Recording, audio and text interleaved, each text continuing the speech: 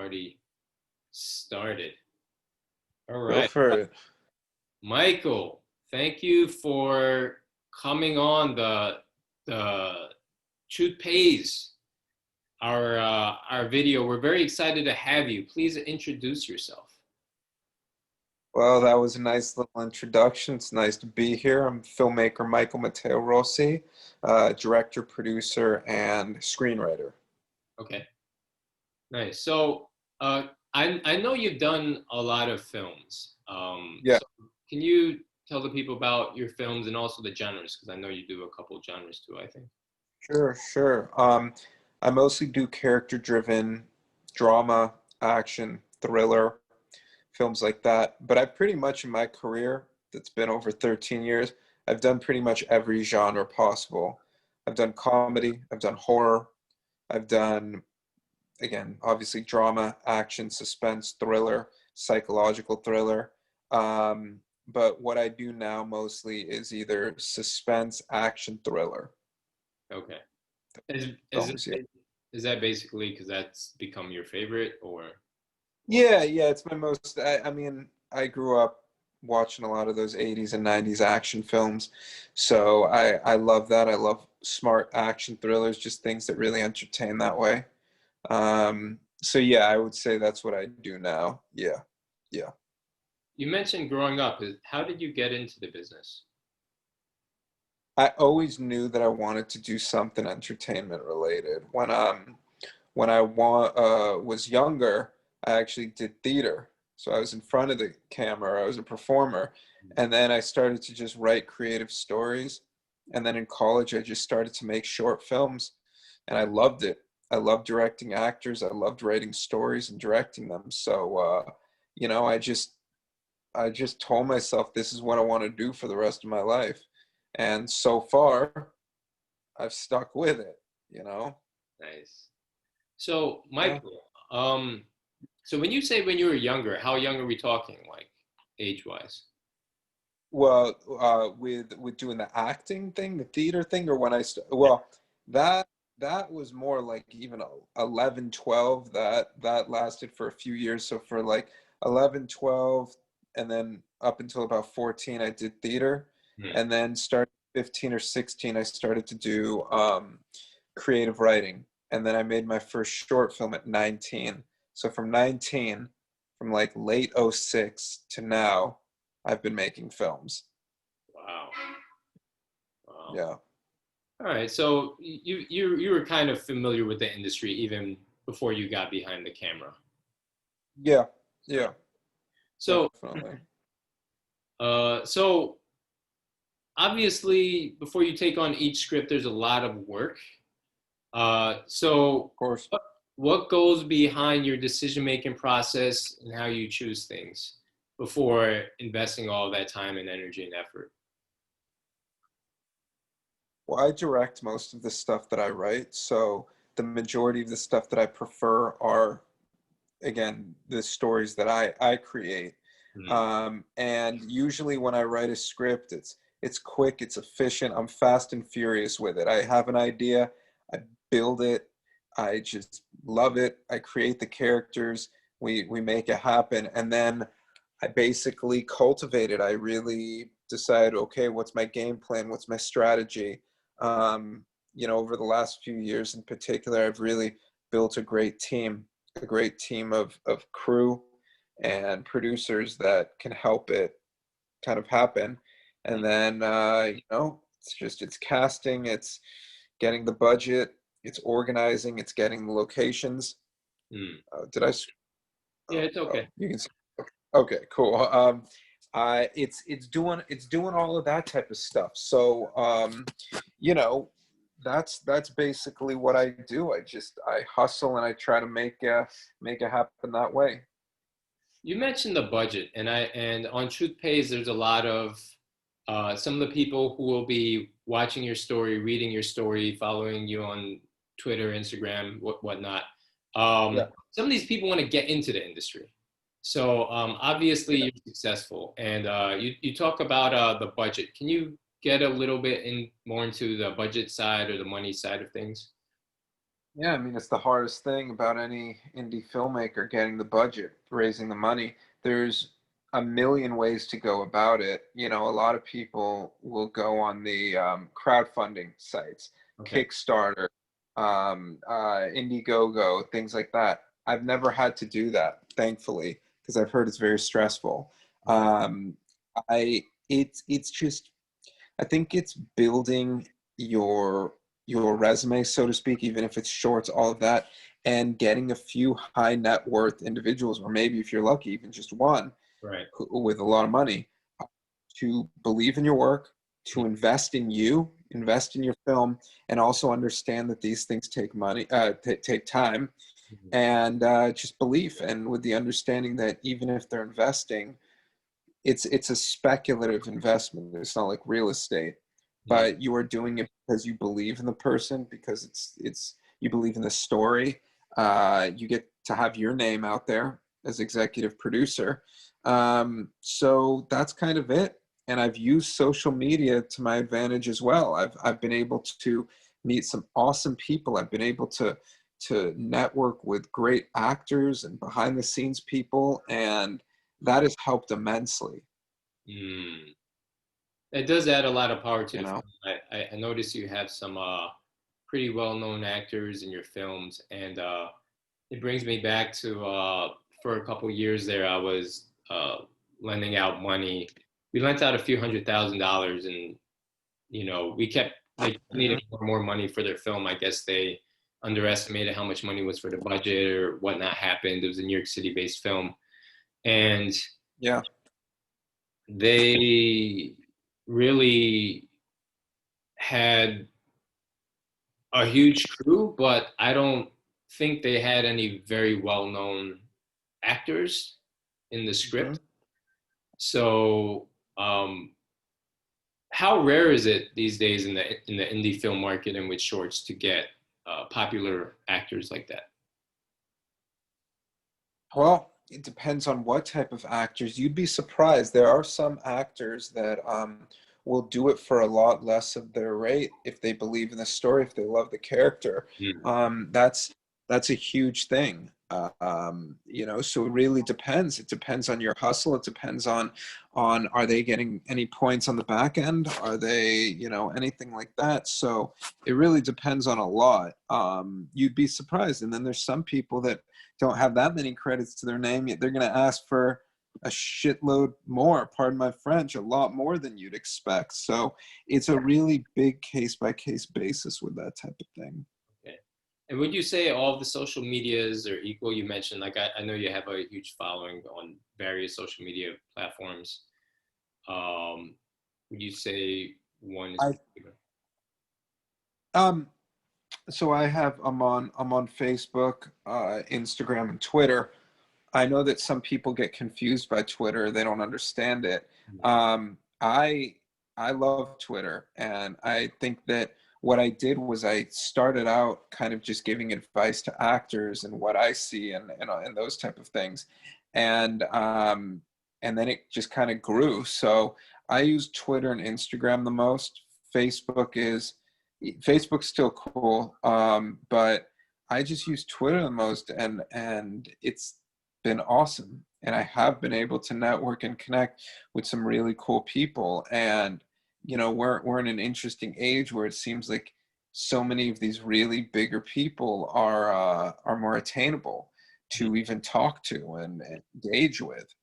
You know, Mhm. and I have on pinned at the top of my Twitter, I have my demo reel, my director's demo reel. And that's why, for anybody who doesn't know me, that either follows me or sees my page, boom, they see the work right away. They see the work, they can look up my work, they can see my work, and that's important, Mm. Yeah, you and know? obviously a lot of people are contacting popular, famous people on Twitter, so that also helps as well.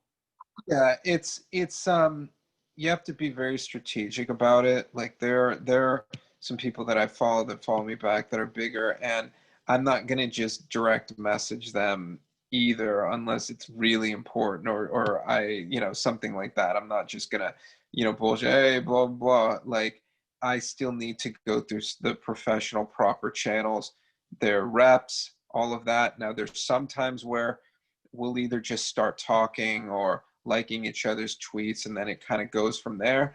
But yeah, I mean, it all depends, but I do like it. I do like that form of social media. Mm. Yeah, that was another question I was going to ask about the typical sort of gatekeepers that I would say. I was kind of curious about that, and you answered that question. So it looks like even though Yeah. you can message them on social media, there's still a certain procedures you have to Yeah, follow. yeah, yeah, again, respectful strategically. Obviously, reaching out directly to the actor is always the easiest way. But if they're like, hey, like I either like the script, I like the idea, let my agent know about it, then of course I'm going to, it's about respect and fairness and all of that. But yes, I've met and worked with some awesome people that I've met off of social media and off of Twitter specifically. Very nice. Uh, Hmm. so, and I had another question for you. So obviously, some of these films look like there's a lot of people involved to make it happen. And you mentioned that you Yeah. have certain people on your team that it's almost maybe essential to keep the smoothness and efficiency come along with you. Uh, so Yes. is it part of your role to manage all the personalities on set? Well, yeah. I mean, Manage all of the investment? I'm usually also the producer on it, and I'm the director. So I'm kind of captain the ship, and I try to cultivate a very positive environment. Hmm. I try to cultivate just anybody who's working on it. I want them to enjoy it as well. And I love working with my actors. I work with a lot of them again and again. So yeah, I mean, I overlook everything. And is it tedious? Of course it is. Is it hard? Yes, it is. It just, yeah. So I overlook everything and I have to approve everything Hmm. because it's my vision, Wow. So you know? it sounds like a lot of work. One thing I wanted Yeah. to ask you about is your routine because I think a lot of people want the success. They want to have their films well known. They want to have films with great actors. But I just don't know if it's. We also, as humans, we also like to have fun. We also like to have Of relationships. course. But I feel like if someone like you were to like go out and like party all the time, um, getting some of these I films would I would be add very. as many things. It's everybody wants the success, but very few want to put in the work.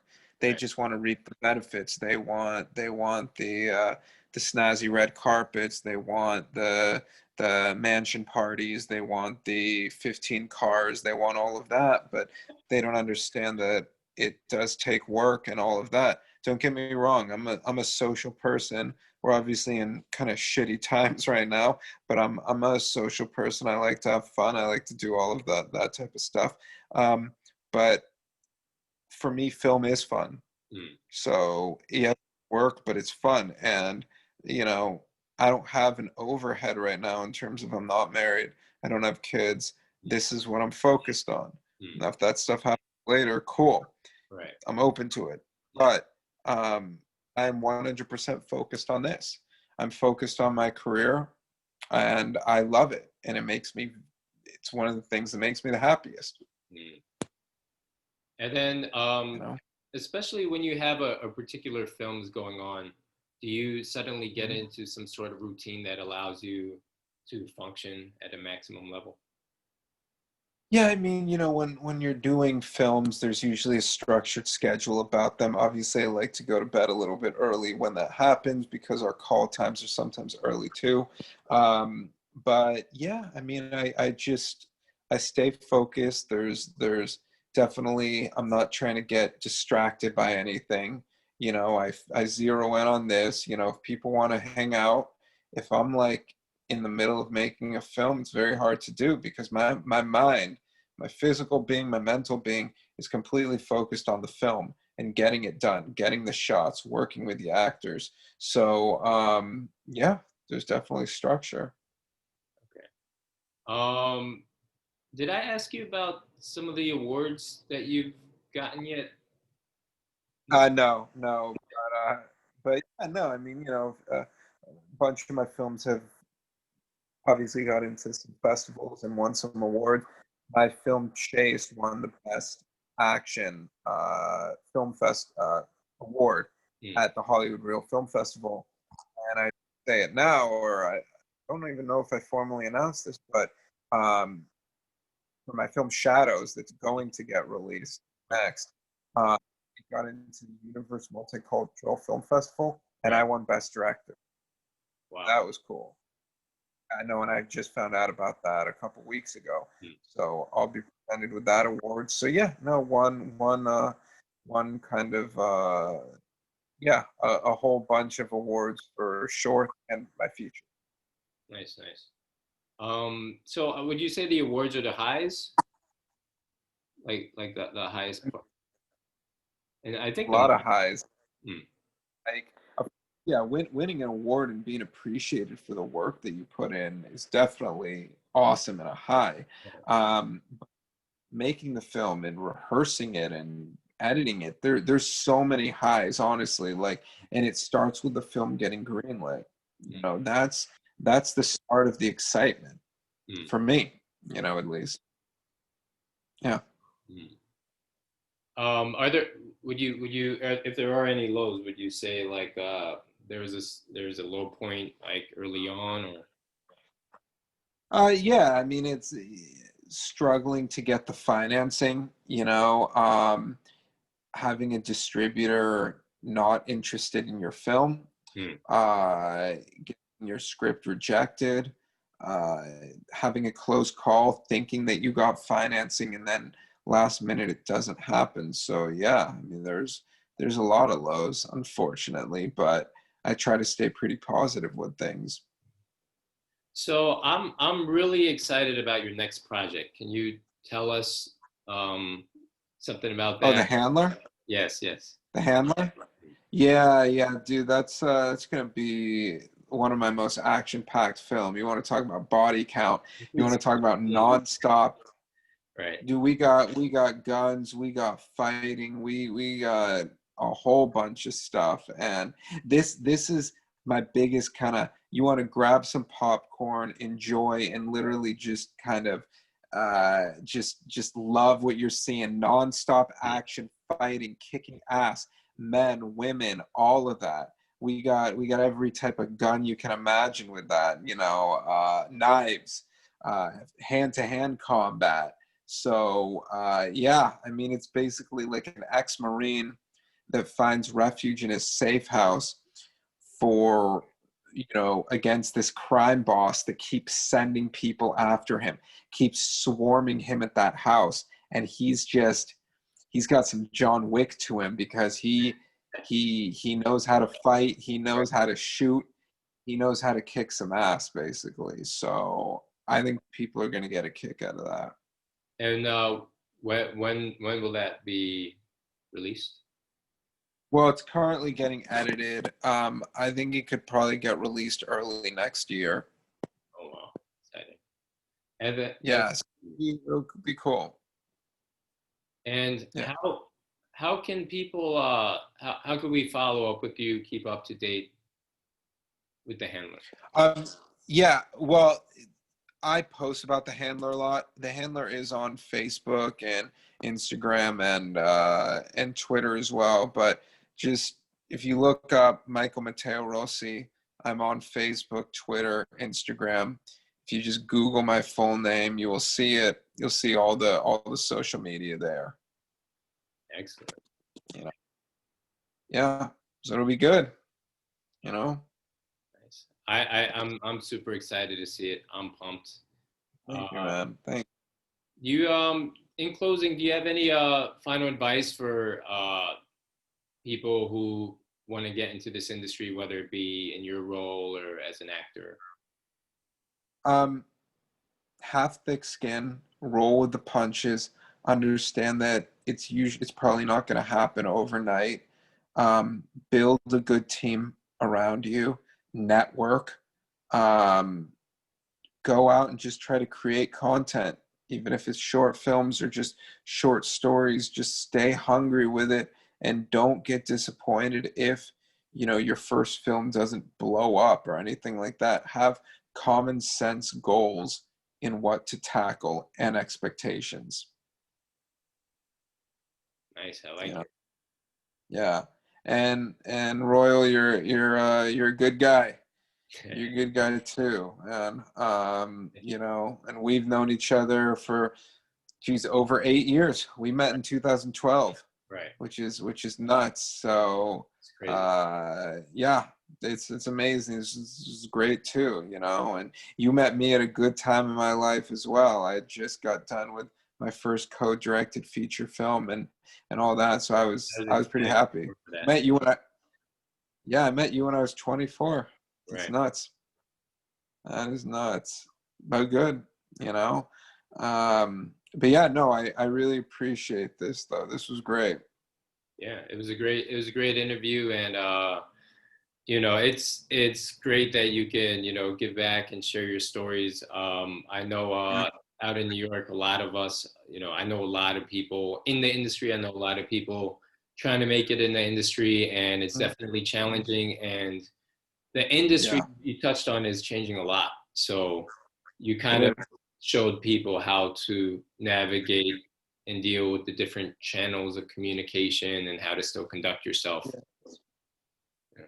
Yes, definitely. No, but yeah, and again, people can reach out to me and all of that, and I'm glad we did this, and I'm sure that we'll do more follow-up stuff too. Excellent. Yeah, we'll definitely do another follow up closer to the handler's release date, and probably even before then. But yes, Count me in, man. I'm down, and this is good stuff, and it was great doing this. awesome. All right, Michael. Thank you so much. All right, Talk soon. thank you so much. Thank you guys. I'll see ya. All right. Bye. Bye.